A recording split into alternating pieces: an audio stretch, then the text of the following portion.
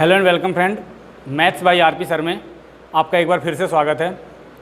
पहले तो मैं आज माफ़ी मांगना चाहूँगा क्योंकि 4-5 दिन से मौसम ख़राब होने की वजह से टेक्निकल इशू बहुत दिक्कत कर रहा था, इसीलिए मैं कोई भी वीडियो अपलोड नहीं कर पाया था। इसीलिए पहले लेक्चर के बाद आज यहाँ पे आपके सामने मैं दूसरी वीडियो परसेंटेज की दूसरी वीडियो लेके आया हूँ, ठीक है ना। आइए ज़रा देखते हैं। जो पहला सवाल है आपके पास, जैसा कि लिखा हुआ है, यदि ए की आय, ध्यान दीजिएगा जरा सवाल पे, यदि ए की आय बी की आय से 10% अधिक हो तो बी की आय ए की आय से कितने प्रतिशत कम है। आइए जरा समझते हैं सवाल को। देखो इसको करना कैसे बच्चे, एक बेसिक मेथड होता है, लेकिन मैं आपको यहाँ पे अप्लाई करवाऊंगा फ्रैक्शन मेथड। जैसा कि आपको मैंने पढ़ा रखा है कि 100% कितने के बराबर होता है, 10% कितने के बराबर होता है, 20% कितने के बराबर होता है, 30% कितने के बराबर होता है, ये चीज़ें मैंने आपको बताई है, उसको आप यहाँ पे यूज करेंगे। आइए जरा कैसे यूज करना है आइए समझते हैं। देखिएगा जरा, यदि ए की आय बी की आय से कितने परसेंट ज़्यादा है बच्चे, 10% अधिक है, तो बी की आय ए की आय से कितने प्रतिशत कम है। देखिए जरा, हमें कुछ नहीं करना है, सबसे पहले आपको वैल्यू उठानी है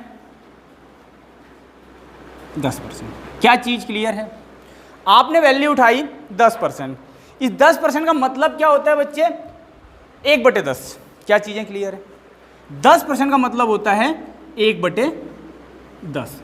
अब देखिए जरा, ए की आय बी की आय से 10% ज़्यादा है। 10% का मतलब 1/10। इस बात का मतलब क्या है कि अगर किसी आदमी की आय 10 रुपये है, कितने रुपए हैं बच्चे, 10 रुपये, तो जो अगला दूसरा आदमी होगा उसकी आय 1 रुपये ज़्यादा होगी। अब आपको सबसे पहले ये कंपेयर करना पड़ता है कि ए की आय ज़्यादा है कि बी की आय ज़्यादा है। तो आपको साफ साफ दिख रहा होगा कि बी की आय से 10% जानना है, यानी आप कहोगे कि ये हो गई मेरी बी की आय और ये हो गई ए की आय। क्या क्लियर है? अब बी की आय कितनी हो गई, 10, और ए की आय कितनी ज़्यादा है, 10% ज़्यादा है, यानी 10% मतलब 1/10, यानी 1 ज़्यादा होगी तो ए की आय हो जाएगी 11। क्या चीज़ें क्लियर है? अब क्या क्वेश्चन में पूछा हुआ है, तो बी की आय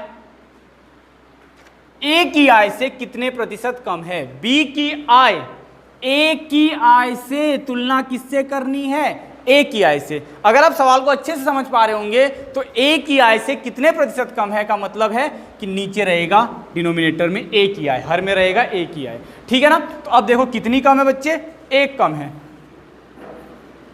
किससे, 11 से, मल्टीप्लाई बाई 100, 1/11 गुणा 100, यानी आपका आंसर आ जाएगा। देखिए 1/11 का मतलब है, आपको मैंने लिखाया हुआ है फ्रैक्शन वैल्यू 9:1/11%।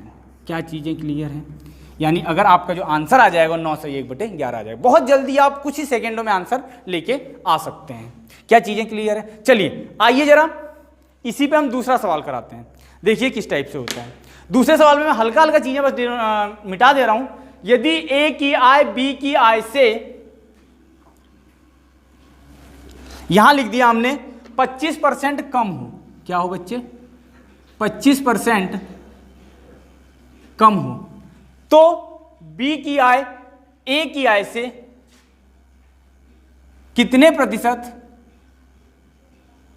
अधिक है। अब ये सवाल हो गया। देखो बस चंद शब्द मैंने बदले और वो पूरा सवाल चेंज हो गया। बस आपको चीजें कॉन्सेप्चुअली पता होनी चाहिए कि क्या चीजें हो रही हैं। आइए जरा गौर फरमाते हैं।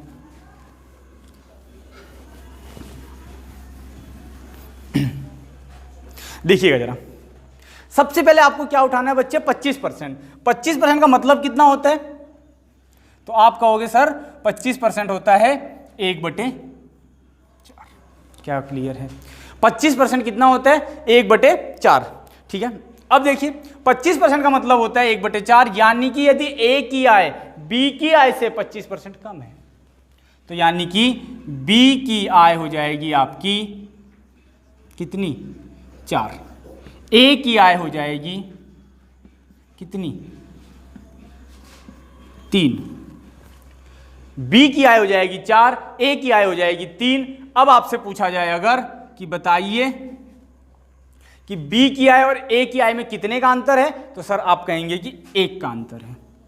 अब क्वेश्चन पूछा है ए की आय, बी की आय जो है ए की आय से कितने प्रतिशत अधिक है, तो बी की आय ए की आय से 1 ज्यादा है और तुलना किससे करनी है, 3 से, मल्टीप्लाई बाई 100। तो आप कहोगे 33 सही 1/3%, 33 सही 1/3%। क्या चीज क्लियर है? सवाल में बस थोड़ा सा चेंज। अब देखो यहीं पे मैं सवाल बदलता हूं। अगर सवाल वाला कह दे, इसी सवाल में कह दे वो, यदि ए की आय बी की आय से 25% कम है तो बी की आय ए की आय का, ध्यान देना, ए की आय का कितने प्रतिशत है। बस सवाल में इतना सा कर दिया उसने। तो बी की आय ए की आय का कितना प्रतिशत है। अब देखो चीजें सब कुछ वही रहेंगी, केवल क्या हो जाएगा, ध्यान दीजिएगा, बी की आय ए की आय का कितना प्रतिशत है, तो आप कहोगे बी की आय जो है ए की आय का इतना प्रतिशत है। क्या चीजें क्लियर है? आप भाग दे रहे होंगे तो आपका बच्चे आ रहा होगा 133 सही 1/3%, 133 सही 1/3%। क्या क्लियर है? चलिए अगला सवाल देखते हैं, जरा थोड़ा सा चेंज और करता हूं मैं। इसी सवाल में अगर बोल दें ए की आय बी की आय से 50% कम है, 50% कम है, तो बी की आय ए की आय का कितना प्रतिशत है, या कितने प्रतिशत अधिक है, ले लेते हैं, अधिक है। क्लियर है? आइए जरा एक और सवाल इसी टाइप का देखते हैं।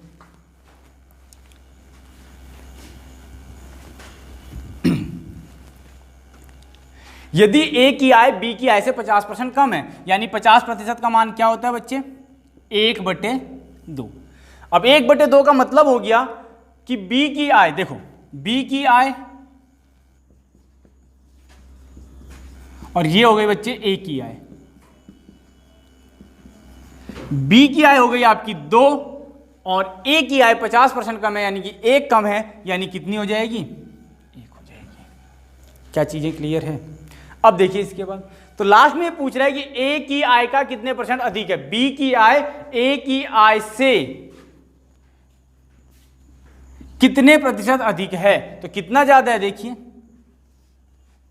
1 ज्यादा है। किससे तुलना करनी है, ए की आय से, तो 1/1 × 100 बराबर कितनी ज्यादा है, 100% ज्यादा है। क्या क्लियर है? चलिए आइए जरा इसी प्रकार से हम अगले सवाल करते हैं। आइए जरा एक सवाल नोट करते हैं।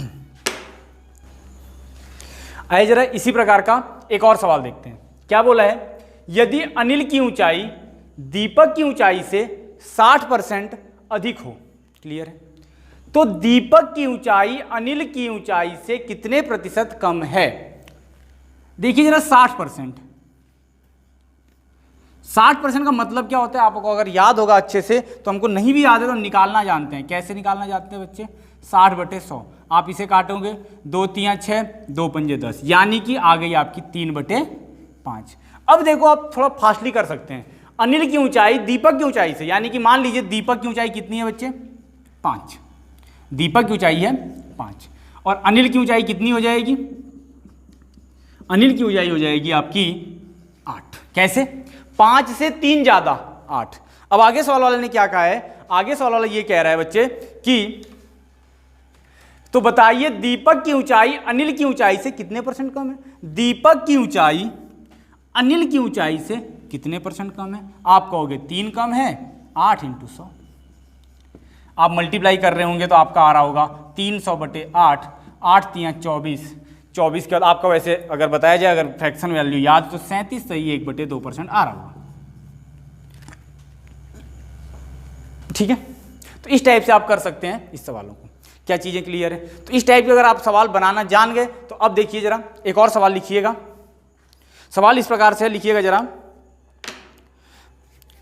यदि ए की आय, लिखिएगा, यदि ए की आय बी की आय से 30% अधिक है। यदि ए की आय बी की आय से 30% अधिक है,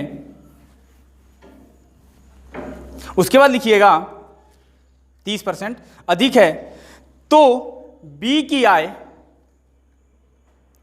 ए की आय से कितने प्रतिशत कम है। तो बी की आय ए की आय से कितने प्रतिशत कम है। आइए जरा देखिए क्या दिया है, किसकी ज़्यादा किसकी कम। इसमें आपको कंफ्यूज बिल्कुल भी नहीं होना है। क्या चीज़ें क्लियर हो पा रही हैं? इसमें आपको कंफ्यूज बिल्कुल भी नहीं होना है। देखिए जरा कैसे सवाल कहा जा रहा है कि यदि ए की आय बी की आय से 30% ज़्यादा है, तुलना किससे की गई है बच्चे? बी से। ठीक है, क्या चीज़ क्लियर है? तो आप कहोगे 30% की सर जी फ्रैक्शन वैल्यू होती है कितनी? 3/10। यानी कि ये हो गया आपका बी की आय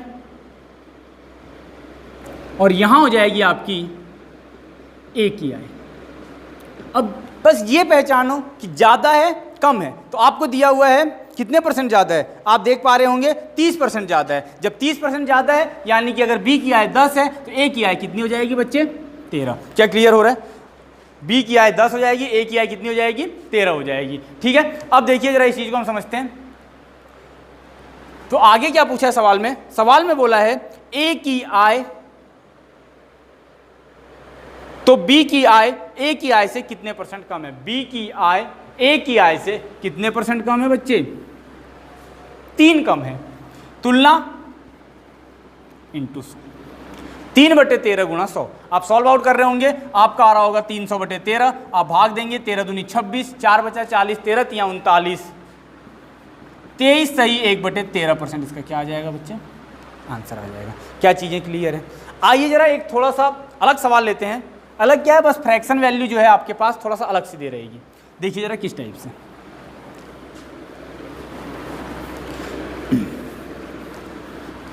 मैं अभी तक आशा और अपेक्षा करता हूं कि आपको सारे सवाल समझ में आ रहे होंगे, क्योंकि मैं आपको टाइप वाइज परसेंटेज खत्म करूंगा।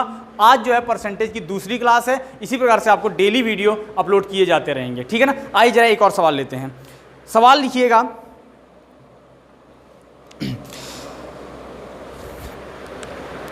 यदि ए की आय बी की आय से 14 सही 2/7% अधिक है। क्या बोला है? यदि ए की आय बी की आय से, यानी कि बी की आय से तुलना करना है, और ये हो गई आपकी ए की आय। क्या क्लियर है बच्चे? बी की आय। अब देखो 14 सही 2/7% मतलब क्या होता है? 1/7। तो देखिए जरा 1/7 है, यानी कि बी की आय 7, ए की आय 8। तो सवाल यही पूछेगा कि बताइए बी की आय ए की आय से कितने परसेंट ज़्यादा है। आप कहोगे 1 ज़्यादा है, तुलना करनी है 8 से, मल्टीप्लाई बाई 100। आपका आंसर बिना कैलकुलेशन किए 12 सही 1/2%। देखिए बच्चे, अगर आप इसी क्वेश्चनों को एक्स मेथड से करेंगे तो चीज़ें वही हैं, केवल कॉन्सेप्ट बदलते जा रहे हैं, चीज़ें सारी की सारी वही हैं। अगर आप एक्स मेथड अपनाएंगे बच्चे तो आप देख रहे होंगे कि कितने फॉर्म भरे जा रहे हैं कोई से भी पेपर होने के लिए, और लाखों हजारों फॉर्मों में आप बहुत पीछे हो जाएंगे और आप कुचले जाएंगे। इसीलिए आपको फ्रैक्शन मेथड से बेस्ट मेथड कोई नहीं मिलेगा। आप फ्रैक्शन मेथड से सवाल कीजिए, सेकंडों में सवाल निकालिए। आपको बच्चे सिलेक्शन पाने के लिए कुछ अलग करना पड़ेगा। जब तक आप कुछ अलग नहीं करेंगे तब तक सिलेक्शन नहीं मिल पाएगा। इसीलिए बच्चे आप फ्रैक्शन मेथड को अपनाइए, इस पर विश्वास कीजिए और इस पर करते जाइए। आप इसको अपने डेली रूटीन में निकाल लीजिए कि मुझे कोई भी सवाल जो करना है वो फ्रैक्शन मेथड से करना है। देखिए आने वाले टाइम पे आप बहुत बेहतरीन कर सकते हैं। चलिए एक और सवाल बनाते हैं। देखिए अब मैं थोड़ा सा सवाल के टाइप को चेंज करने जा रहा हूँ। देखिए सवाल अब किस प्रकार का है बच्चे। सवाल अब है कि एक सवाल बोलता है कि क्षेत्रफल में कितने प्रतिशत की वृद्धि हो जाए, या किसी भी चीज़ में कितने प्रतिशत की वृद्धि हो जाए। आइए जरा पहले मैं उसको फॉर्मूले से आपको लिख देता हूँ, फिर आप हम उसे बेसिक से करेंगे। देखिए बच्चे, क्षेत्रफल में ये फॉर्मूला होता है, आप नोट कर लीजिएगा। क्षेत्रफल में प्रतिशत वृद्धि अगर पूछा है, प्रतिशत परिवर्तन लिख देते हैं, वृद्धि हो चाहे कमी हो। क्षेत्रफल में प्रतिशत परिवर्तन क्या होता है बच्चे? फॉर्मूला अलग अलग लिखे होते हैं लेकिन मैं आपको एक ही फॉर्मूला लिखाऊंगा, x plus Y plus x Y बटे 100। क्या है बच्चे? देखिए x plus Y plus x Y बटे 100 क्या है ये? x मान लीजिए लंबाई दे रखी है, y मान लीजिए चौड़ाई दे रखी है और एक्स वाई हो गया आपका लंबाई गुना चौड़ाई बटे 100। अब देखो बहुत सारी किताबों में आप पढ़ते होंगे, किसी में plus x minus y minus x Y बटे 100 और किसी में माइनस माइनस लिखा होता होगा, बहुत सारी चीज़ें आप पढ़ते होंगे। मैं आपको एक तरीका बताता हूँ, अगर लंबाई जब जब वृद्धि होगी तब तब जिस चीज़ में वृद्धि होगी वो पॉजिटिव आएगा, जिस चीज़ में कमी होगी वो चीज़ हमेशा नेगेटिव आएगी। इसीलिए आपको एक फॉर्मूला याद रखना है, 10 फॉर्मूले याद नहीं रखते हैं। अगर यही वर्ग होता तो आपको सबको पता है वर्ग की लंबाई भी बराबर होती है, चौड़ाई भी बराबर होती है, इसलिए जितना x होगा उतना ये भी होगा। तो इसलिए किताबों में लिखा रहता है वर्ग के लिए x प्लस एक्स स्क्वायर बटे 100। क्या क्लियर है? तो वही अच्छे से फॉर्मूला लिख देते हैं और बच्चे इसी को लेके रटते रहते हैं। आपको चीज़ें रटनी नहीं है, आपको चीज़ों को कॉन्सेप्ट पे उतारना है, डेली रूटीन पे उतारना है, तभी जाके चीज़ें संभव है। आइए जरा एक सवाल देखते हैं। पहले एक फॉर्मूले से बनाते हैं, फिर उसको हम फ्रैक्शन पे अप्लाई करेंगे। लिखिएगा सवाल बच्चे। सवाल इस प्रकार से है, यदि आयत की लंबाई में 10% की वृद्धि तथा चौड़ाई में आयत की लंबाई में 10% की वृद्धि तथा चौड़ाई में 20% की वृद्धि हो जाए तो आयत के क्षेत्रफल पर क्या प्रभाव पड़ेगा? आयत की लंबाई में 10%, चौड़ाई में 20% की वृद्धि हो जाए तो आयत के क्षेत्रफल पर क्या प्रभाव पड़ेगा? आप क्या कर रहे होंगे बच्चे? x plus Y plus x Y बटे 100 यही लगा रहे होंगे। तो 10 प्लस 20 प्लस 10 गुणा 20 बटे 100, 20 10 30 प्लस 2 बराबर आपका आंसर आ जाएगा बच्चे कितने परसेंट की वृद्धि? 32% की वृद्धि। क्या चीज़ें क्लियर है? अब इसी सवाल को हम कैसे बनाएंगे? फ्रैक्शन से बनाएंगे और फ्रैक्शन से देखिए कैसे बनता है, ध्यान से समझिएगा जरा।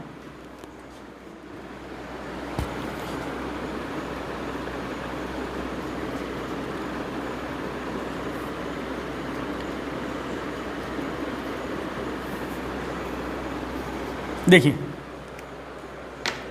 ये आपकी प्रारंभिक, ये आपकी लंबी अंतिम, ये हो गई आपकी लंबाई लेंथ, बी फॉर ब्रेथ यानी कि चौड़ाई। बच्चे 10% है, आपको याद होगा 10% की फ्रैक्शन वैल्यू 1/10 यानी कि 10 थी पहले लंबाई, 1 बढ़ गई तो कितनी हो गई बच्चे? 11। क्या क्लियर है? 10 थी पहले, 1 बढ़ गई तो कितनी हो गई? 11। दूसरी उसने दे रखी है 20%। 20% का मतलब होता है बच्चे 1/5 यानी कि 5 से बढ़ के कितनी? 6। 5 से बढ़ के कितनी? 6। आप मल्टीप्लाई कर रहे होंगे तो 10 पंजे 50, 11 से का 66। सॉल्व आउट करेंगे इसे तो 50 से 66 बढ़ी, कितनी बढ़ी आप कहोगे? तो 16 बढ़ी है। किस पे बढ़ी है? 50 पे बढ़ी है। मल्टीप्लाई बाई 100, 50 दूनी 100, 16 दूनी 32%। क्या चीज़ें क्लियर हैं? देखिए दोनों से सेम आंसर आ रहा है, लेकिन अभी आपको बच्चे लग रहा होगा कि फ्रैक्शन मेथड जो है लेंथी है, लेकिन विश्वास मानिए अभी मैं जस्ट अगला सवाल जो लिखाने जा रहा हूँ उस पर आप देखिएगा कि फ्रैक्शन जो है वो कितनी जल्दी आंसर देगा और ये फॉर्मूला कितनी देर में आंसर देगा। कैलकुलेशन इतनी ज़्यादा, देखो बच्चे अगर आप मैथ की तैयारी कर रहे हैं तो आपको पॉइंट से बचना है, दशमलव पे नहीं जाना है आपको, क्योंकि दशमलव में बच्चे पेन जरूर एक न एक बार रुकता है। इसीलिए आप जितनी जल्दी करना चाहें फ्रैक्शन को सीखने की कोशिश करें और ज़्यादा से ज़्यादा आप इसको यूज में लाएँ। आइए जरा एक और सवाल देखते हैं और उसको मैं आपको फ्रैक्शन से बताऊँगा। आप इसको घर पे कैसे करेंगे?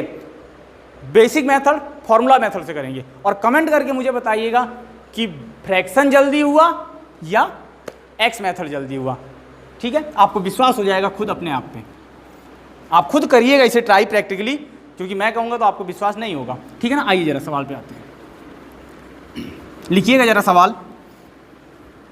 सवाल इस प्रकार से है बच्चे, यदि आयत की लंबाई को 37 सही 1/2%, मैं साइड में लिख रहा हूं, देखिए लंबाई 37 सही 1/2%, जो कितने के बराबर होती है? 3/8 के बराबर। चौड़ाई जो है उसको बोला है उसने 20% कम कर दी जाए। 20% कम कर दी जाए का मतलब है 1/5। अभी बस इतना समझो, 20% कम कर दी जाए। तो बताइए आयत के क्षेत्रफल पर क्या प्रभाव पड़ेगा। आइए जरा गौर फरमाते हैं इस सवाल पर। देखिए बच्चे, ये हो गई आपकी इनिशियल यानी कि प्रारंभिक, और ये हो गया आपका फाइनल यानी कि अंतिम। ये हो गया आपका L और ये हो गया आपका B। क्या चीज़ें क्लियर है? अब देखिए जरा, लंबाई को कितने परसेंट बढ़ाया गया है? 37 सही 1/2%, यानी कि बढ़ के 8 से कितनी हो गई? 11। 8 से 11 हो गई, ठीक है। और चौड़ाई कितनी कम हुई है? 1/5, यानी कि पहले 5 थी, अब कितनी हो गई बच्चे? 4। अब आप देखो मैंने क्यों कहा कि टाइम कम और ज़्यादा लगेगा। आप जब इसको सॉल्व करेंगे ना बच्चे, 37 सही 1/2%, आप इसमें इतना टाइम लेके चला जाएंगे कि तब तक आपका इसका आंसर निकल जाएगा। क्योंकि आप x का मान रखोगे 37 सही 1/2, आप मल्टीप्लाई करोगे 37 दूनी जितना भी होता है 74, और उसके बाद फिर एक 75, 75/2 + 20, हर जगह आपको फंसाएगा वो, हर जगह आपसे जोड़ में एलसीएम लेवाएगा। लेकिन देखो यहाँ कोई दिक्कत नहीं हुई। अब देखो जैसे आयत की लंबाई और चौड़ाई, क्षेत्रफल होता क्या? लंबाई गुना चौड़ाई। तो आप कहोगे 8 पंजे 40, 11 चौके 44। यहीं से आपको पता चल गया कि आयत की लंबाई में क्षेत्रफल में वृद्धि हुई है या कमी हुई है। आप कहोगे सर 4% की वृद्धि हुई है। तो जब 4% की वृद्धि हुई है, 4 की वृद्धि हुई है, किस पे हुई है? 40 पे हुई है, मल्टीप्लाई बाई 100 आप कर पा रहे होंगे। आपका आंसर आ रहा होगा, ये देखिए 10%। देखिए ध्यान से, फिर से एक बार देखिएगा, कितने की वृद्धि हुई? 4 की। किस पे हुई? 40 पे, इंटू 100। 4 10 की 40, 10 10 की 100, यानी कि ओवरऑल जो होगा आपका कितने % की वृद्धि हो गई? 10% की वृद्धि हो गई। ठीक है क्लास, आज हम इतना ही रखते हैं। आपको आगे इसी टाइप के सवाल और बनाने के लिए लगे रहेंगे, और डेली इसको देखिएगा, इसको अपने रूटीन में लाइए, क्योंकि अगर आप बेसिक मेथड से बनाओगे तो संभव नहीं है। आपको ये मेथड अप्लाई करना ही पड़ेगा। और चैनल को लाइक, सब्सक्राइब और शेयर जरूर करें। और अब डेली रूटीन में वीडियो आएंगे। कल इससे पहले जो वीडियो नहीं आ पाया था, मैंने आपको क्लास होने से पहले ही बताया, कुछ टेक्निकल इशू आ गया था, इसलिए उसके लिए मैं तहे दिल से आपसे माफ़ी मांगता हूँ। Thank you class.